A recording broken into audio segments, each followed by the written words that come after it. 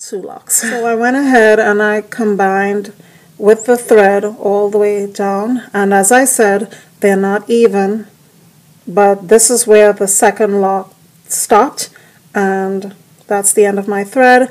And I can certainly go back in and reinforce with the thread just a little knob and go in, but I don't have to do that. I did that I went in again 2 times already to reinforce it. I'm just going to snip that off.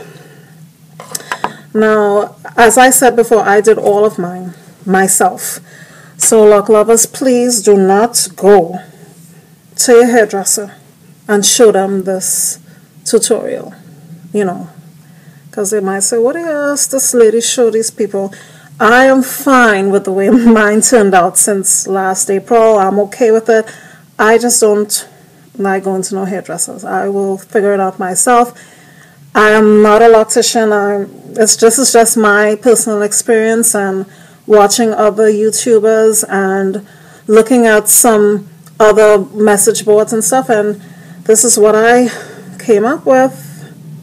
This just looks like that because it's one lock is a little bumpy and thicker. Excuse my ostrich fingers and those dry spots. You know, I wash my hands a lot throughout the day. But as you can see, I threaded them together, so now they're officially married. And if you want them to mesh faster, honestly, if you wash your hair more, I mean, if you have the opportunity to do it, it's cold right now here in Brooklyn, but if you're where you can wash your hair more often, let's say every week and a half or so, your locks will mesh together faster. And what I like to do is take a small brush the length of the lock, and then go in and just twine around the locks. But that's if it's giving me a hard time to mesh or if they're very thick. But honestly, I don't care. If it takes a while for them to mesh together, I'm okay with it. And if you don't like this spirally look too much, you can camouflage it with, as I said, crinkles, curls, you know, your updos, your hairstyles, whatever, but I don't think it looks that bad. So, yep, again, I combined these two locks as I showed you. I don't think you can see it from this angle. But yes, I combined these two using the two-strand twist method and the needle and thread. Now that's my method of combining, you know, using the thread. And you don't necessarily have to use thread. I just use that for a firmer hold because my hair is a little bit more mature than, you know, it's past 3-4 years. So I'll need that to help me help it mesh. And you don't have to use rubber bands to hold them. You can just sew the ends, or if you have 2 thin locks to begin with, you can use, like if you have 2, like say you have ones here at your temple, you know, I combined this one also, but you can certainly take the 2 ones that are really thin, and you can use a crochet hook to go in and out to combine them. I've seen that done also. But my locks were never very thin to begin with. I had like average size, and when you put those 2 together, it's not such a good idea to just use that crochet hook in and out. It's not. I don't think it's going to mesh as well. Now Carmen with the locks, I think Smiley with the locks, Carmen 101 or something like that. You just Google it or something. She's on YouTube as well. She documented, I think, some of her combining experience. She can really walk you through the method. I think she did an excellent job.